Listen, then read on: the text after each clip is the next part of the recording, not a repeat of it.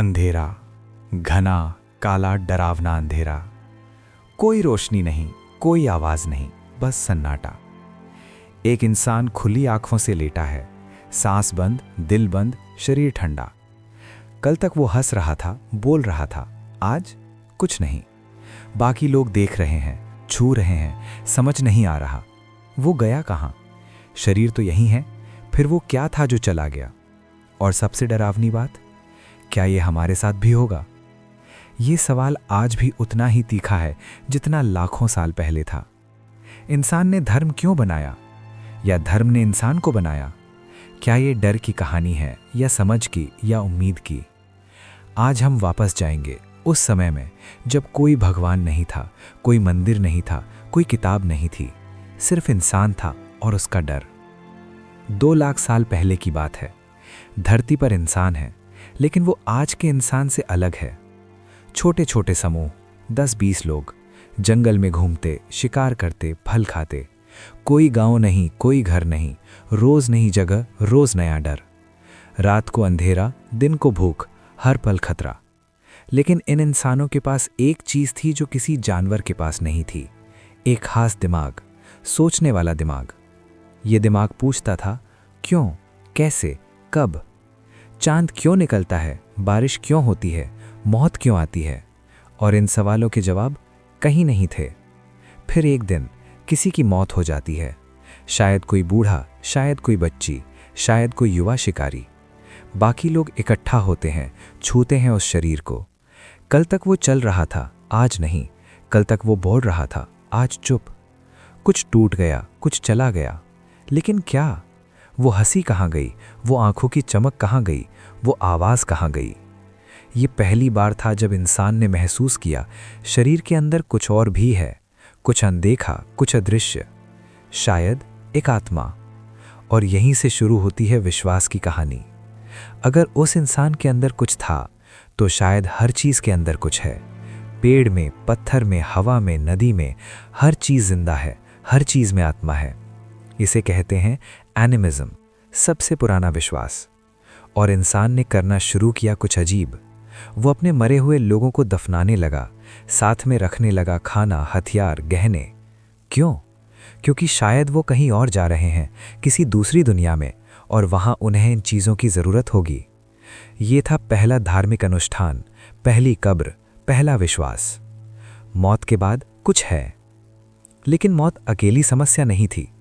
बारिश नहीं आती तो सूखा, ज्यादा बारिश तो बाढ़, बीमारी आती तो सब मल जाते, जानवर नहीं मिलते तो भूख।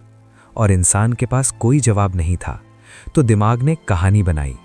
शायद ये सब कोई चला रहा है, कोई बड़ी ताकत, कोई अनदेखा प्राणी। बारिश का देवता, जंगल का देवता, बीमारी का देवता।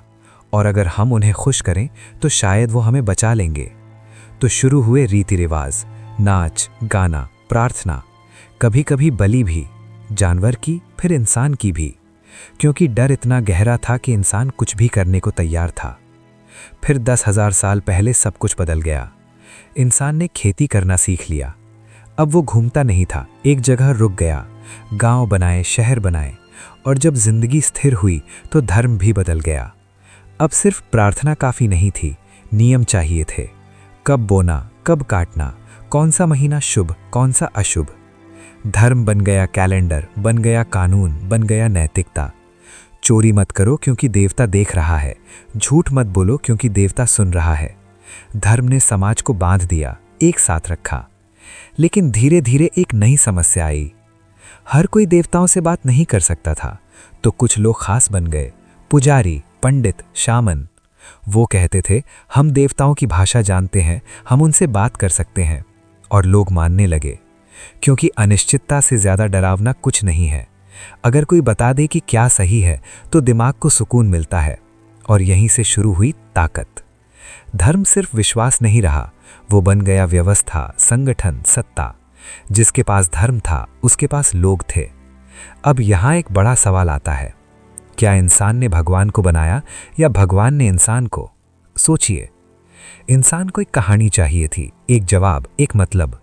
तो क्या हमने अपने डर को देवता का रूप दे दिया? या क्या सच में कोई दिव्य शक्ति है जो हमसे बात कर रही थी? विज्ञान कहता है धर्म एक विकासवादी औजार था।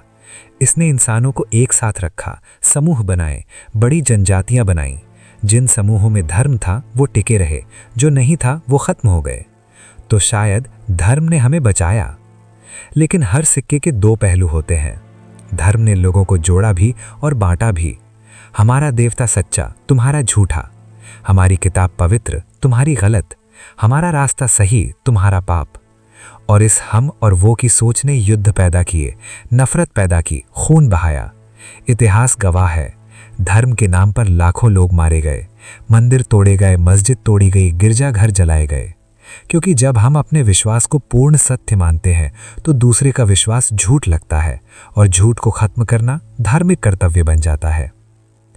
अब इस कमरे में आइए, अपने कमरे में। आप लेटे हैं, फोन हाथ में है, एसी चल रहा है, खाना फ्रिज में है।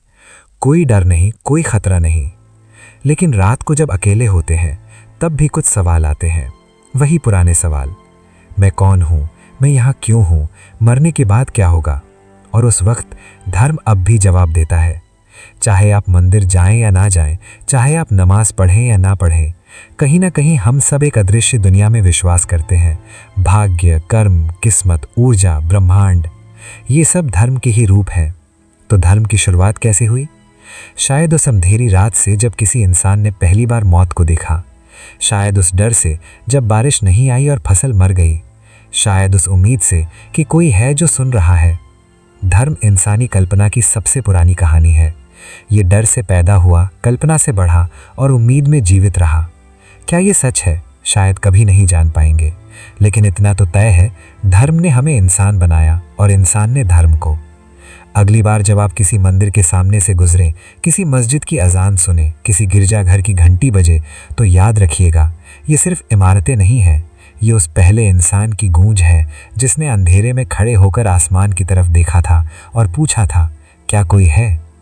अब मैं आपसे पूछता हूँ, क्या है आपका जवाब? कमेंट में ज़रूर बताइएगा।